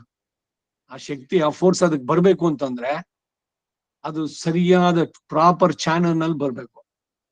ಈಗ ಇಲ್ಲಿ ಮೊನ್ನೆ ದಿವಸ ಬಂದ ಅವನು ಕಲೆಕ್ಟ್ ಇದ್ರವನು ಎಲ್ಲ ಫ್ಯೂಸ್ ಚುಟ್ಪೋಯಿಟಿ ಅಂತ ಅಂದ್ರೆ ಏದೋ ಲಿಂಕ್ ಉಳ್ಳೆ ಅದು ವಾಂಗ್ ಸರಿ ಪಂಪಿನ್ ಇನ್ ಫ್ಲಕ್ಚುಯೇಷನ್ ಕಡಿಮೆ ಆಚೆ. ಯಾಕಿದು ಅಂದ್ರೆ ಆ ಪವರ್ ಡಿವಿಯೇಟ್ ಆಗ್ಬಿಟ್ರೆ ಆ ಏನ್ ಫೋರ್ಸ್ ಬರ್ಬೇಕು ಅದಿಲ್ಲ. ಈ ಲಿಫ್ಟ್ ಇದ್ರಲ್ಲಿ ಆ ಬಾಗ್ಲ ಹಾಕಿ ಕ್ಲೋಸ್ ಆಗ್ತಾ ಇರ್ಲಿಲ್ಲ, ಯಾಕೆಂದ್ರೆ ಅದಕ್ಕೇನ್ ಪರ್ಟಿಕ್ಯುಲರ್ ವೋಲ್ಟೇಜ್ ಬರ್ಬೇಕೋ ಇಲ್ಲ. ಈ ವೋಲ್ಟೇಜ್ ಯಾಕೆ ಹೇಳಿದೆ ಅಂದ್ರೆ, ಈ ಮಂತ್ರ ಉಪದೇಶ ಮಾಡಿ ಯಾರು ನಡೆಸ್ತಾರೋ ಅವ್ರು ಮಾಡುವಂತ ಶಕ್ತಿಗೂವೆ ಬೇರೆಯವ್ರು ಸುಮ್ನೆ ಬಂದ್ ಮಾಡ್ತಿರಲ್ಲ ಎಲ್ಲದಕ್ಕೂ. ಈ ಗೃಹ ಪ್ರವೇಶ ಜೊತೆಗೆ ಸುದರ್ಶನ ಹೋಮ ಯಾಕ್ಬೇಕು? ಸುಮ್ನೆ ಅದಕ್ಕೂ ಸೇರಿಸ್ಬೋಣ ಅಂತ ಬೇಕಿಲ್ಲ. ಗೃಹ ಪ್ರವೇಶ ಅದೇನಿದೆಯೋ ಅಷ್ಟು ಸರಿಯಾಗಿ ನಡೆಸಿ. ಉದಕ್ ಶಾಂತಿಯೇ ಬಾಂಡಾನೆ ಇಪ್ಪ ರೀಸೆಂಟ್ ಯಾರೋ ಗೃಹ ಪ್ರವೇಶ ಉದಕ್ ಶಾಂತಿ ಇಲ್ಲ ಅಂದ್ರೆ ಏನಿದು, ಏನ್ ಹೇಳುದು? ಮತ್ತೆ ಪಂಚಾಂತಿ ಹೇಳ್ಬೋಣ. Who gave you the permission? ನಿಮ್ ಮನಸ್ಸಿಗೆ ಬಂದಂಗೆ ಯಾವ್ದೋ ಹೇಳ್ಬಿಡ್ತೀನಿ ಅಂತಂದ್ರ ಅಗತ್ಯ.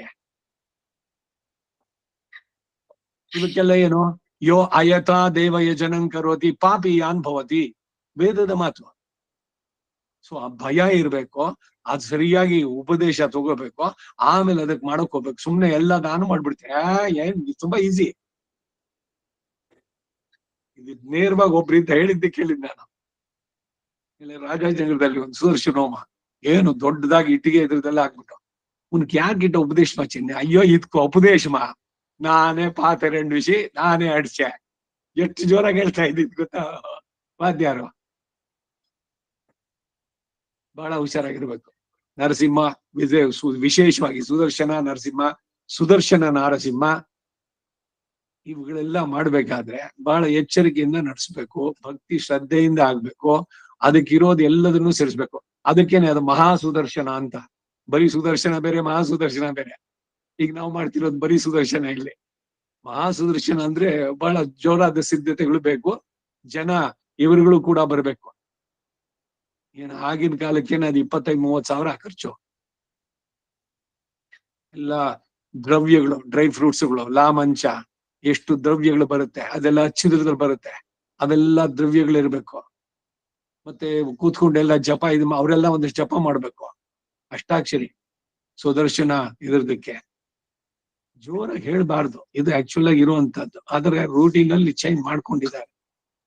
ಸೊ ಅದು ಎಷ್ಟು ಮಟ್ಟಿಗೆ ಫಲಕಾರಿ ಅನ್ನೋದು ಇದೆಲ್ಲ ಬರುವಂತದ್ದು. ಜೋರಾಗಿ ಹೇಳುವಂತ ಇದೆ. ಖಟ್ ಫಟ್ ಜಹಿ ಖಮಂಕ್ಷ ತ್ವಚಮಂಕ್ಷ ಸುರೂಪಂತ್ವ ವಸುವಿದಂ ಖ ಮಹಾಪ್ರಾಣ. ಎಲ್ಲೆಲ್ಲಿ ಅದನ್ನ ಹೇಳ್ಬೇಕು, ಆ ಉಚ್ಚಾರಣೆಯಿಂದನೇ ಭೂತೋಚ್ಚಾಟನೆಗಳೆಲ್ಲ ಬರುವಂತದ್ದು ಅಂತ. ಮತ್ತೆ ಇಲ್ಲಿ ಅದು ಮಂತ್ರವಾಗಿ ಬರ್ಬೇಕಾದ್ರೆ ಮಾನಸಿಕವಾಗಿ ನೀವು ಅನ್ಕೋಬೇಕಲ್ಲಿ. ಬರೀ ಸ್ವಹ ಮಾತ್ರ ಕೇಳಿಸ್ಬೇಕು ಹೀಗೆಲ್ಲ. ಇರ್ಲಿ ಹೋಗೋಣ ಮುಂದಕ್ಕೆ. ಏನಾಯ್ತು? ಪುಷ್ಪವಾನ್ ಪ್ರಜಾವಾನ್ ಪಶುಮಾನ್ ಭವತಿ. ಯ ಏವಂ ವೇದ ಯ ಏವಂ ವೇದ ವೇದ. ಹೇಳಿ ನರಸಿಂಹ ಪ್ರಸಾದ್. ಯೋಪಮಾಯತನಂ ವೇದ ಯೋಪಮಾಯತನಂ ವೇದ ಯೋಪಮಾಯತನಂ ವೇದ. ಋಷಿ ಚೊಲ್ಲೆ ಅವ ಇನ್ನೊಂದು ಚೊಲ್ಲ.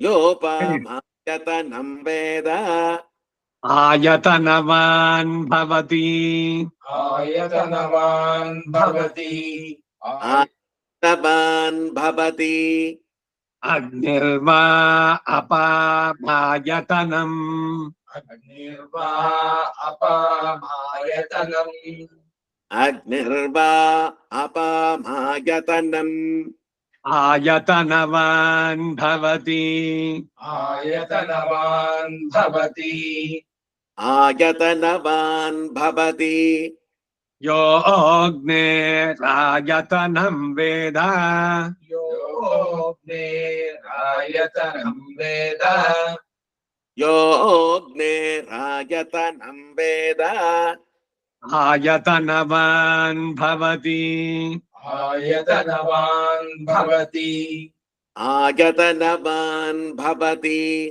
ಆಪೋ ವಾ ಅಗ್ನಿರಾಯತನಂ ಆಪೋ ವಾ ಅಗ್ನೇರಾಯತನಂ ಆಪೋ ವಾ ಅಗ್ನಿರಾಯತನಂ ಆಯತನವಾನ್ ಭವತಿ ಆಯತನವಾನ್ ಭವತಿ ಆಯತನವಾನ್ ಭವತಿ ವಾಯುರ್ವಾ ಅಪಾಮಾಯತನಂ ಯ ಏವಂ ವೇದ ಯ ಏವಂ ವೇದ ಯ ಏವಂ ವೇದ ಯೋಪಮಾಯತನಂ ವೇದ ಯೋಪಮಾಯತನಂ ವೇದ ಯೋಪಮಾಯತನಂ ವೇದ ಆಯತನವಾನ್ ಭವತಿ ಆಯತನವಾನ್ ಭವತಿ ಆಯತನವಾನ್ ಭವತಿ ಯ ಏವಂ ವೇದ ಈಗ ಹಿಂದೆ ಮುಂದೆ ಆಯ್ತು. ವಾಯುರ್ವಾ ಅಪಾಮಾಯತನಂ ವಾಯುರ್ವಾ ಅಪಾಮಾಯತನಂ ವಾಯುರ್ವಾ ಅಪಾಮಾಯತನಂ ಆಯತನವಾನ್ ಭವತಿ ಆಯತನವಾನ್ ಭವತಿ ಆಯತನವಾನ್ ಭವತಿ ಯೋ ವಾಯೋರಾಯತನಂ ವೇದ ಯೋ ವಾಯೋರಾಯತನಂ ವೇದ ಯೋ ವಾಯೋರಾಯತನಂ ವೇದ ಆಯತನವಾನ್ ಭವತಿ ಆಯತನವಾನ್ ಭವತಿ ಆಯತನವಾನ್ ಭವತಿ ಆಪೋ ವೈ ವಾಯೋರಾಯತನಂ ಆಪೋ ವೈ ವಾಯೋರಾಯತನಂ ಆಪೋ ವೈ ವಾಯೋರಾಯತನಂ ಆಯತನವಾನ್ ಭವತಿ ಆಯತನವಾನ್ ಭವತಿ ಆಯತನವಾನ್ ಭವತಿ ಯ ಏವಂ ವೇದ ಯ ಏವಂ ವೇದ ಯ ಏವಂ ವೇದ ಯೋಪಮಾಯತನಂ ವೇದ ಯೋಪಮಾಯತನಂ ವೇದ ಯೋಪಮಾಯತನಂ ವೇದ ಆಯತನವಾನ್ ಭವತಿ ಆಯತನವಾನ್ ಭವತಿ ಆಯತನವಾನ್ ಭವತಿ ಅಸೌ ವೈ ತಪನ್ನಪಾಯತನಂ ಅಸೋ ವೈ ತಪನ್ನಪಾಮಾಯತನಂ ಅಸೌ ವೈ ತಪನ್ನಪಾಮಾಯತನಂ ಆಯತನವಾನ್ ಭವತಿ ಆಯತನವಾನ್ ಭವತಿ ಆಯತನವಾನ್ ಭವತಿ ಯೋಮಶತಪಥ ಆಯತನಂ ವೇದ ಯೋಮುಷ್ಯತಪದ ಆಯತನಂ ವೇದ ಯೋಮುಷ್ಯತಪತ ಆಯತನಂ ವೇದ ಆಯತನವಾನ್ ಭವತಿ ಆಯತನವಾನ್ ಭವತಿ ಆಯತನವಾನ್ ಭವತಿ ಆಪೋ ವಾ ಅಮೋಷ್ಯತಪಥ ಆಯತನಂ ಆಪೋ ವಾ ಅಮುಷ್ಯತಪದ ಆಯತನಂ ಆಪೋ ವಾ ಅಮುಷ್ಯತಪತ ಆಯತನಂ ಆಯತನವಾನ್ ಭವತಿ ಆಯತನವಾನ್ ಭವತಿ ಆಯತನವಾನ್ ಭವತಿ ಯ ಏವಂ ವೇದ ಯ ಏವಂ ವೇದ ಯ ಏವಂ ವೇದ ಯೋಪಮಾಯತನಂ ವೇದ ಯೋಪಮಾಯತನಂ ವೇದ ಯೋಪಮಾಯತನಂ ವೇದ ಆಯತನವಾನ್ ಭವತಿ ಆಯತನವಾನ್ ಭವತಿ ಆಯತನವಾನ್ ಭವತಿ ಚಂದ್ರಮಾ ವಾ ಅಪಾಮಾಯತನಂ ಚಂದ್ರಮಾ ವಾ ಅಪಾಮಾಯತನಂ ಚಂದ್ರಮಾ ವಾ ಅಪಾಮಾಯತನಂ ಆಯತನವಾನ್ ಭವತಿ ಆಯತನವಾನ್ ಭವತಿ ಆಯತನವಾನ್ ಭವತಿ ಯಶ್ಚಂದ್ರಮಸ ಆಯತನಂ ವೇದ ಯಶ್ಚಂದ್ರಮಸ ಆಯತನಂ ವೇದ ಯಶ್ಚಂದ್ರಮಸ ಆಯತನಂ ವೇದ ಆಯತನವಾನ್ ಭವತಿ ಆಯತನವಾನ್ ಭವತಿ ಆಯತನವಾನ್ ಭವತಿ ಆಪೋ ವೈ ಚಂದ್ರಮಸ ಆಯತನಂ ಆಪೋ ವೈ ಚಂದ್ರಮಸ ಆಯತನಂ ಆಪೋ ವೈ ಚಂದ್ರಮಸ ಆಯತನಂ ಆಪೋ ವಾ ವೈ ಆ ಚಂದ್ರಮಸ ಇದು ಬಂದಲ್ಲ. ಆಪೋ ವೈ ಚಂದ್ರಮಸ ಚಂದ್ರನಿಗೂ ಆಶ್ರಯ ಆಲಯ ನೀರು ಅಂತ. ಹೇಗೆ ನೀರ್ ಚಂದ್ರನಿಗೆ ಆಶ್ರಯವಾಗುತ್ತೆ? ಈಗ ಪ್ರಳಯ ಜಲ, ಅದ್ರಲ್ಲಿ ಇವನೊಬ್ಬನೇ ಇದ್ದ. ಅದ್ಯಾಕೆ ಜಲದಲ್ಲಿ ಇದ್ದ ಅವನು? ಎಲ್ಲ ಲೋಕಗಳನ್ನು ತನ್ನ ಉದರದಲ್ಲೇ ಇಟ್ಕೊಂಡು ಆಲದೆಲೆ ಮೇಲೆ ಇದ್ದ. ಆ ಆಲದೆಲೆ ಮೇಲೆ ಪ್ರಳಯ ಜಲದಲ್ಲಿ ಅದಿತ್ತು. ಆಳ್ವಾರದ ಕೇಳಿದ್ದು, ನಿನ್ನೊಳಗೆ ಪ್ರಳಯ ಜಲ ಏನೋ ಇಲ್ಲ ಪ್ರಳಯ ಜಲದ ಮೇಲೆ ನೀನ? ಇದೇನ್ ನಾನು ಸ್ವಲ್ಪ ಸರಿಯಾಗಿ ಹೇಳು ಅಂತಾರೆ ತಿರುವಂದಾದಿ ಇದ್ರಲ್ಲಿ. ನೀರಿಗೆ ಹಿರಿಮೆ ಟೋಟಲಿ ನೀವು ತಗೊಂಡ್ರೆ ಪ್ರತಿ ಒಂದು ಅದರಲ್ಲಿ ಉಂಟಾಗುತ್ತೆ ಅಂತ. ಆಪೋ ವೈ ಸರ್ವ ದೇವತಾ ಬೇರೆ ಕಡೆ ಬೇಕಾದ್ರೆ ನೀರಿನಿಂದ ಇದ್ ಮಾಡುವಂತದ್ದು. ನೀರು ಎಲ್ಲ ರಸಗಳಿಗೂ ಮೂಲ ಬರುವಂತದ್ದು.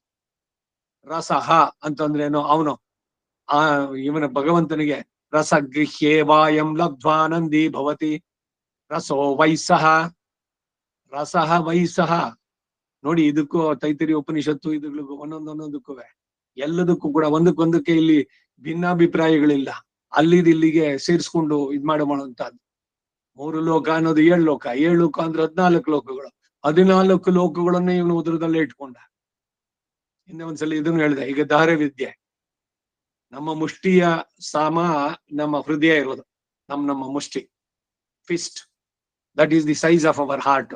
ಆ ಹಾರ್ಟ್ ಒಳಗೆ 4 ಕವಾಟಗಳಿದೆ, ನಾವೆಲ್ಲ ಓದಿದ್ವಿ. ಇದ್ರ ಜೊತೆಗಲ್ಲೊಂದ್ ಸ್ವಲ್ಪ ಆಕಾಶ, ಸ್ಪೇಸ್ ಇದೆ. ಆಕಾಶ ಅಂದ್ರೆ ದಹರಾಕಾಶ ಅಂತ. ಆ ದಹರಾಕಾಶ ಇಲ್ಲಿ ಹೊರಗಡೆ ಇದೆಯಲ್ಲ ಆಕಾಶ, ಅಷ್ಟೇ ವಿಶಾಲವಾಗಿದೆ ಅಂತಾರೆ.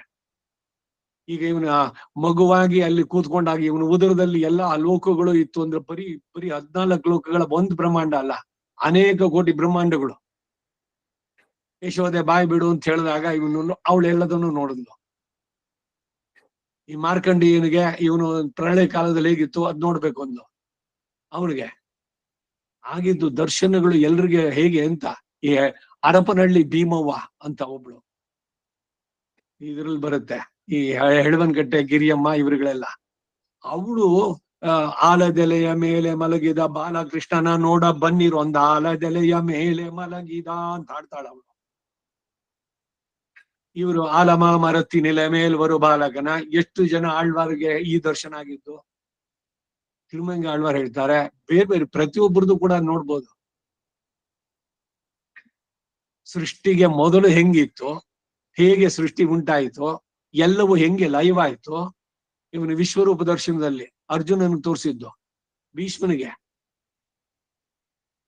ಭೀಷ್ಮ ಮುಕ್ತಿ ಪ್ರದಾಯಕ, ಮುಕ್ತಿಯನ್ನ ಅವನಿಗೆ ಇದ್ ಮಾಡಿದ್ದು. ಕಡೆಯಲ್ಲಿ ಅವನ ಅಪ್ಪ ಕೊಟ್ಟಿದ್ದೇನೋ ಇಚ್ಛಾಮರಣಿ, ನೀನ್ ಯಾವಾಗ ಬೇಕೋ ಅವಾಗ ಸಾಯ್ಬೋದು, ಸಾವೇ ಇಲ್ಲ ಅಂತ ಏನ್ ಹೇಳ್ಕೊಡ್ಲಿಕ್ಕೆ ಆಗ್ಲಿಲ್ವಲ್ಲ. ಹೀಗೆ ಒಂದೊಂದ್ರಲ್ಲೂ ಕೂಡ ಸೃಷ್ಟಿಯ ರಹಸ್ಯಗಳನ್ನು ಕೂಡ ತಿಳಿಸ್ತಾ ಬರುತ್ತೆ. ಏನೋ ಹೇಳ್ಬೇಕಾದ್ರೆ ಇನ್ನೇನೋ ಮಾತುಗಳು ಬರುತ್ತೆ. ಈಗ ಕಾಮಚಾರೋ ಭವತಿ ಅಂತ ಒಂದ್ ಪದ. ಏನು ಕಾಮಚಾರೋ ಭವತಿ? ನೀವು ಯಾವ 21 ಲೋಕಗಳಿದೆಯಲ್ಲ ಅದನ್ನ ನೀವು ನಡ್ಸಿದ್ರೆ ಆ ಲೋಕದಲ್ಲಿ ನಿಮಗೆ ಚಲನೆ ಸಿಕ್ಬಿಡುತ್ತೆ. ಈಗ ವಸಿಷ್ಠ, ಅಂಗೀರಸ ಇಲ್ಲಿ ಬಂತಲ್ಲ ಮುಂದೆ, ಸಸ್ತಿನ ತಾಕ್ಷ ಅರಿಷ್ಟನೇಮಿಹಿ, ಇವ್ರುಗಳು ಮನಸ್ಸು ಮಾಡಿದ್ರೆ ಇಲ್ಲಿಂದ ಯಮಲೋಕಕ್ಕೆ ಹೋಗ್ಬೋದು, ಅಲ್ಲಿಂದ ಸ್ವರ್ಗಕ್ಕೆ ಹೋಗ್ಬೋದು, ಇಲ್ಲಿ ಬ್ರಹ್ಮಲೋಕಕ್ಕೆ ಹೋಗ್ಬೋದು. ಒಂದು ಕ್ಷಣ ಅವರು ಮನಸ್ಸು ಸಂದಿದ ತಕ್ಷಣ ಅದೇ ಹೇಗ್ ಬಂತು ಆ ಗಮನ ಶಕ್ತಿ?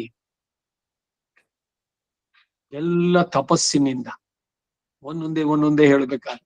ಅದಕ್ಕಾಗಿ ಬ್ರಾಹ್ಮಣನಿಗೆ ಯಾವುದು ಪ್ರಧಾನವಾಗಿತ್ತು ನೋಡಿ, ಏನೆಲ್ಲ ಅಚೀವ್ಮೆಂಟ್ಸ್ ಇವಂದು. ಬ್ರಾಹ್ಮಣೋ ಮಮ ದೇವತಾ ಅಂತ ಬಂದಂತ ಮಾತು ಎಷ್ಟ್ರ ಮಟ್ಟಿಗೆ ಸಾಧನೆ ಮಾಡಬಹುದಿತ್ತು, ಅದನ್ನ ನಾವು ಯಾವುದಕ್ಕೆ ಇಳಿಸಿದೀವಿ ಇವಾಗ? ಬರೀ ಹೊಟ್ಟೆಪಾಡು, ದುಡ್ಡು, ಆಸ್ತಿ ಮಾಡು, ಇಷ್ಟಕ್ಕೇನೆ ಆಯ್ತು, ಮುಗಿಸಿ ಹೊರಡೋದು ಅಷ್ಟೇ. ಏನ್ ಸಾಧಿಸಿದ್ರಿ ಲೈಫ್ ನಲ್ಲಿ?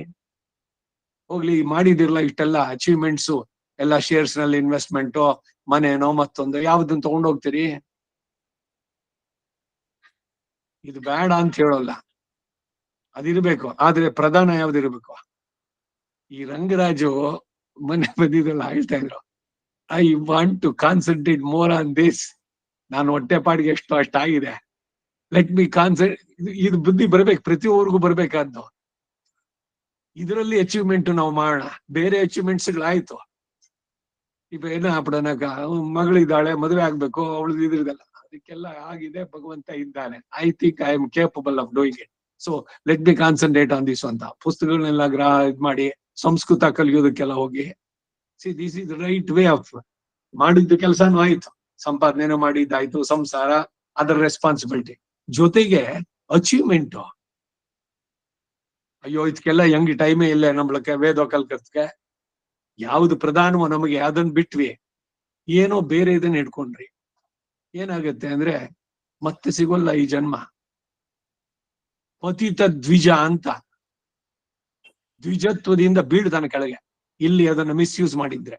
And if you don't follow the ಬ್ರಾಹ್ಮಣ್ಯ ಏನೇನಿದೆಯೋ ಅವುಗಳನ್ನ ನಡೆಸದೇ ಇದ್ರೆ ಏನ್ ಬೇಸಿಕ್ ಒಂದ್ 3 ಹೊತ್ತು ಸಂಧ್ಯಾ ವಂದನೆ, ವೇದವನ್ನ ಸ್ವಾಧ್ಯಾಯೋ ಅಧ್ಯೇತವ್ಯ, ಕಲೀಲೇಬೇಕು. You must learn if you want to be a Brahmin. ಎಷ್ಟಿದೆ. ಚಂದ್ರಮಸ ಆಯತನಂ, ನೀರಿಗುವೆ.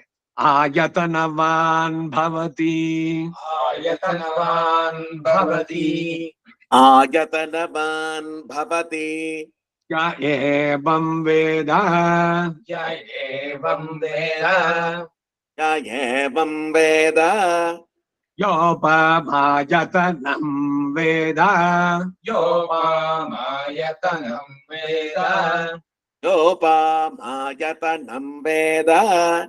ಈ ಆಯತನಂ ಹೇಳ್ತೀರಲ್ಲ, ಅದ್ರಲ್ಲಿ ಅಂಕರ ಪೂರ ಅನುದಾತ್ತದಲ್ಲಿ ಕೇಳ್ಬೇಕು. ಅದಕ್ಕೆ ಒಂದು ಪಾಸ್ ಅಷ್ಟೇ.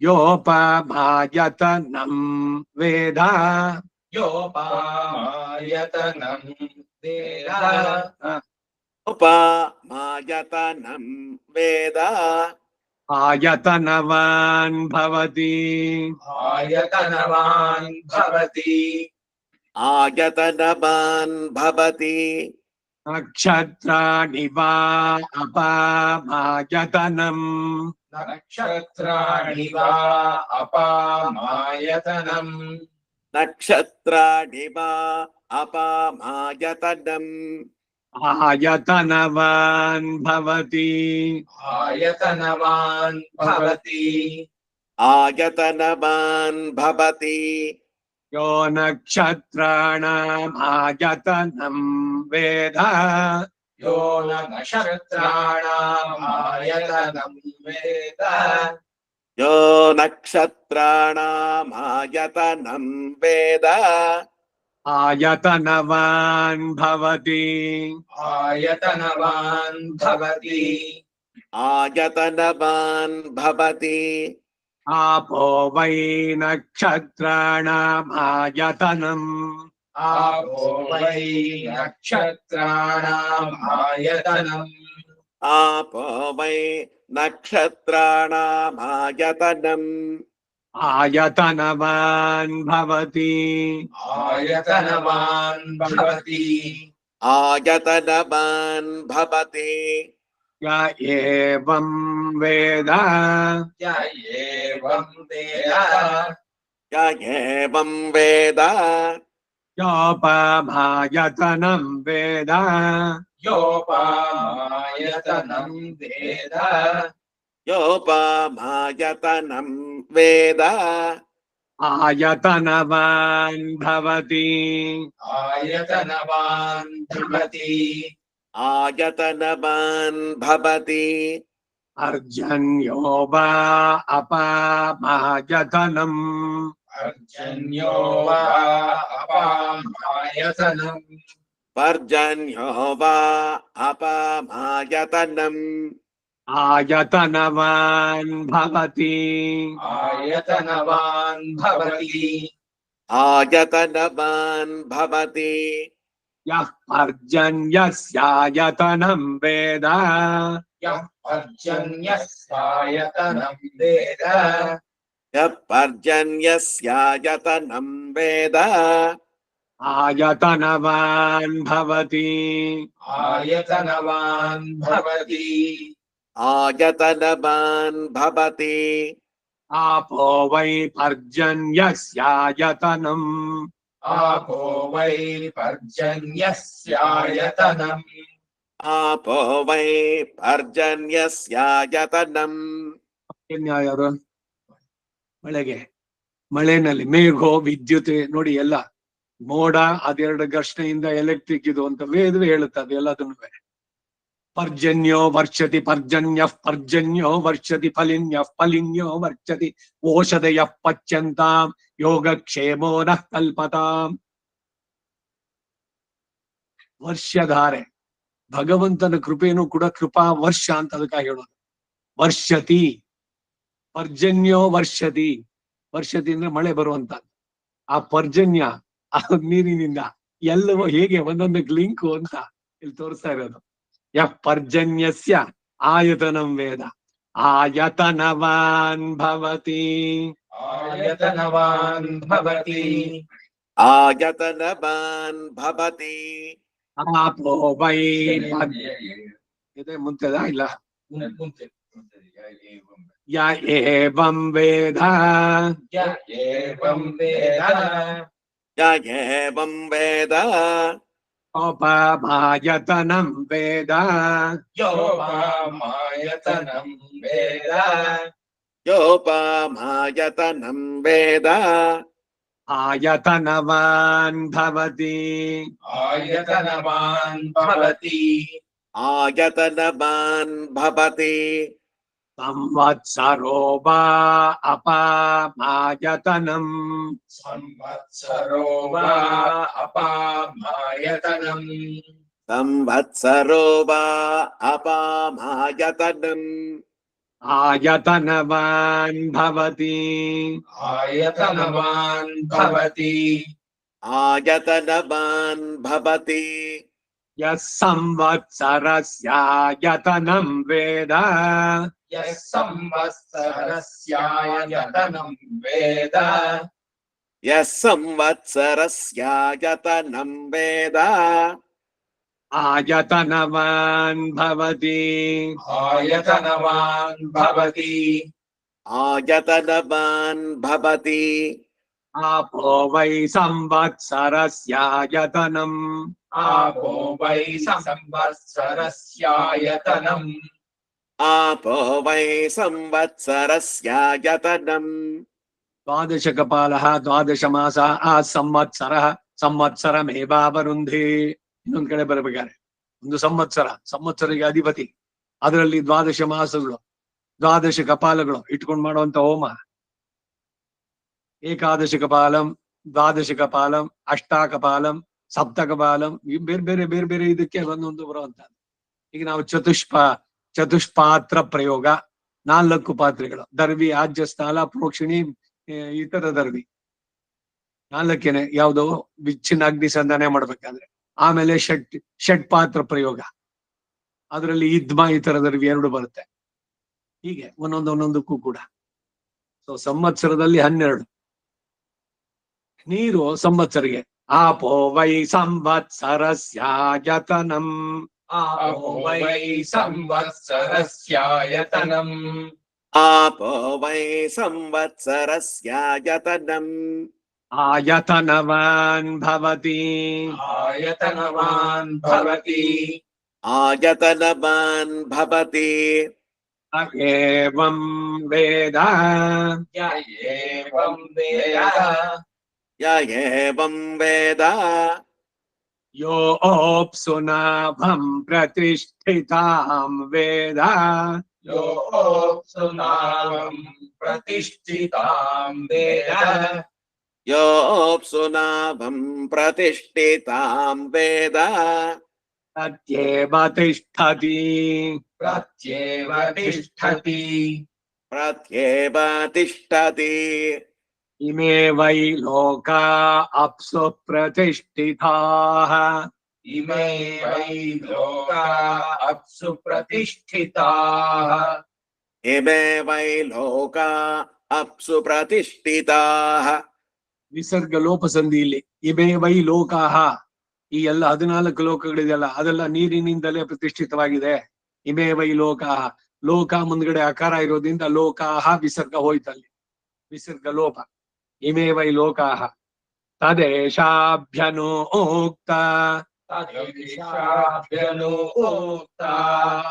तदेशाभ्यनोक्ता ಅಪಾಗಂ ರಸಮುದಯಗಂ ಸನ್ अपागं रसमुदयगं सन् अपागं रसमुदयगं सन् ಸೂರ್ಯೇ ಶುಕ್ರಗಂ ಸಮಾಭೃತಂ सूर्ये शुक्रगं समाभृतम् सूर्ये शुक्रगं समाभृतम् ಅಪಾಗಂ ರಸಸ್ಯ ಯೋ ರಸಃ अपागं रसस्य यो रसः अपागं रसस्य यो रसः वो गृह्णाम्युत्तममिति तं वो गृह्णाम्युत्तममिति तं वो गृह्णाम्युत्तममिति इमे वै लोका अपागं रसाः इमे वै लोका अपागं रसः इमे वै लोका अपागं रसः ते मुष्मिन्नादित्ये समाभृताः ते मुष्मिन्नादित्ये समाभृताः मुष्मिन्नादित्ये समाभृताः जानोदग्निमुत्तरवेदीं खात्वा जानुदग्निमुत्तरवेदीं खात्वा जानुदग्नेमुत्तरवेदीं खात्वा अपां पूरयित्वा गुल्फदग्धम् अपां पूरयित्वा गुल्फदग्नम् अपां पूरयित्वा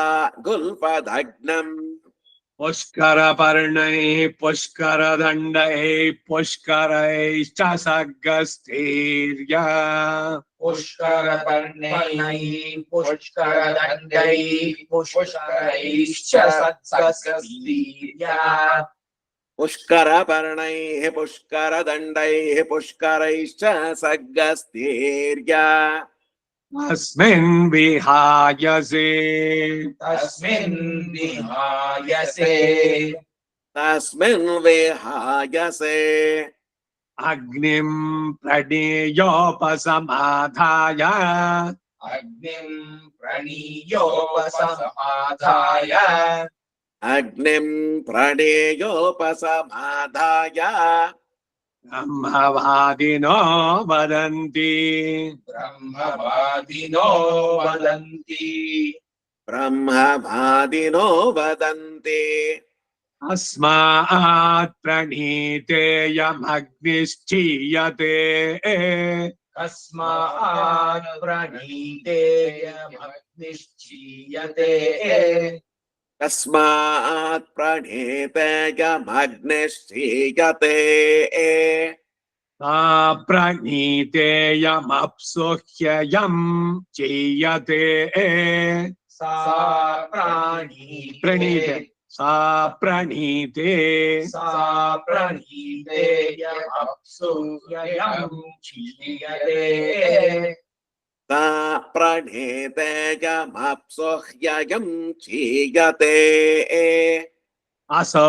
भुवनेऽप्यनाहिताग्निरेताः असौ भुवनेऽप्यनाहिताग्निरेताः असौ भुवनेऽप्यनाहिताग्निरेताः तमभितयेता अभीष्टका उपदधाति तमभिदयेता अभीष्टका उपदधाति तमभितयेता अभीष्टका उपदधाति अग्निहोत्रे दर्शपूर्णमासयोः अग्निहोत्रे दर्शपूर्णमासयोः अग्निहोत्रे दर्शपूर्णमासयोः अशुभन्ते चातुर्मास्येषु अशुभन्ते चातुर्मास्येषु अशुभन्ते चातुर्मास्येषु अथो आहुः अथो आहुः अथो आहुः सर्वेषु यज्ञक्रतुष्विधि सर्वेषु यज्ञक्रतुष्विधि सर्वेषु यज्ञक्रतुष्विति एतद्धस्म वा आहुः षण्डिलाः एतद्धस्म वा आहुः षण्डिलाः एतद्दस्म वा आहुः षण्डिलाः कमग्निं चिनुते कमग्निं चिनुते कामग्निं चिनुते क्षत्रियमग्निं चिन्वानः क्षत्रियमग्निं चिन्वानः त्रिगमग्निं चिन्वानः संवत्सरं प्रत्यक्षेण संवत्सरं प्रत्यक्षेण संवत्सरं प्रत्यक्षेण कामग्निं चिनुते कामग्निं चिनुते कामग्निं चिनुते सावित्रमग्निं चिन्वानः सावित्रमग्निं चिन्वानः सावित्रमग्निं चिन्वानः अमुमादित्यं प्रत्यक्षेण अमुमादित्यं प्रत्यक्षेण अमुमादित्यं प्रत्यक्षेण कामग्निं चिनुते कामग्निं चिनुते कामग्निं चिनुते नाचिकेतमग्निं चिन्वानः आचिकेतमग्निं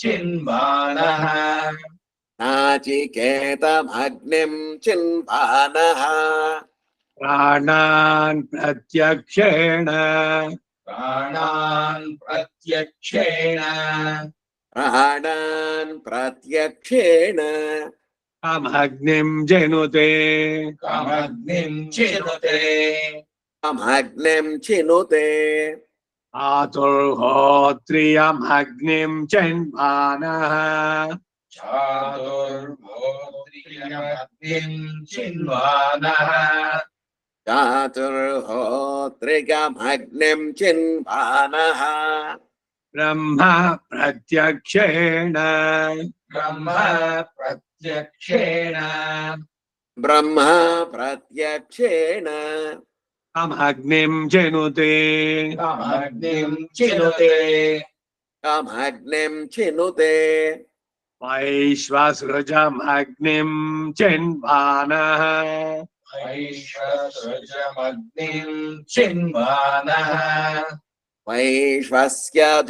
वैश्वसृजमग्निं चिन्वानः शरीरं प्रत्यक्षेण शरीरं प्रत्यक्षेण शरीरं प्रत्यक्षेण कामग्निं चिनुते कामग्निं चिनुते कामग्निं चिनुते उपानुवाक्यमाशुमग्निं चिन्वानः उपानुवाक्यमाशुमग्निं चिन्वानः उपानुवाक्यमाशुमग्निं चिन्वानः इमान् लोकान् प्रत्यक्षेण इमान् लोकान् प्रत्यक्षेण इमान् लोकान् प्रत्यक्षेण कामग्निं चिनुते कामग्निं चिनुते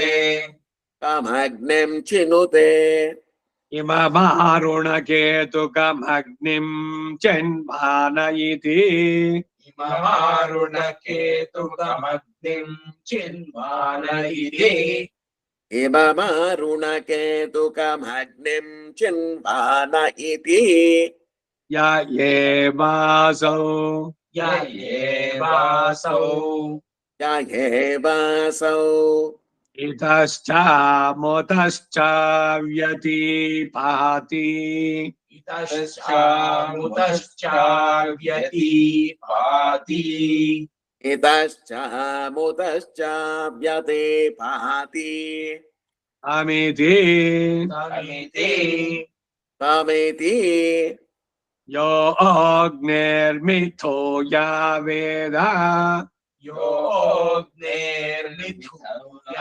वेद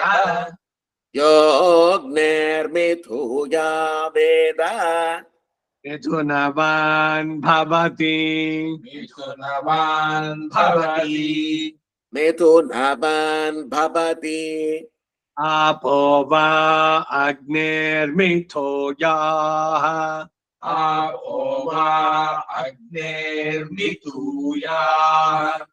आपो वा अग्नेर्मिथूयाः मिथुनवान् भवति मिथुनवान् भवति मिथुनवान् भवति स एवं वेद य एवं वेद य एवं वेद वेद भवत्यायतनं भवति वेद वेद तिष्ठति गुल्फदग्नं चातुर्मास्येष्वमुमादित्यं प्रत्यक्षेण कमग्निं चिनुत उपानुवाक्यमाशुमग्निं चिन्वानो मिथुया मिथुनवान् भवत्येकञ्च वेद भवत्यायतनं भवति वेद तिष्ठति गुल्फदघ्नं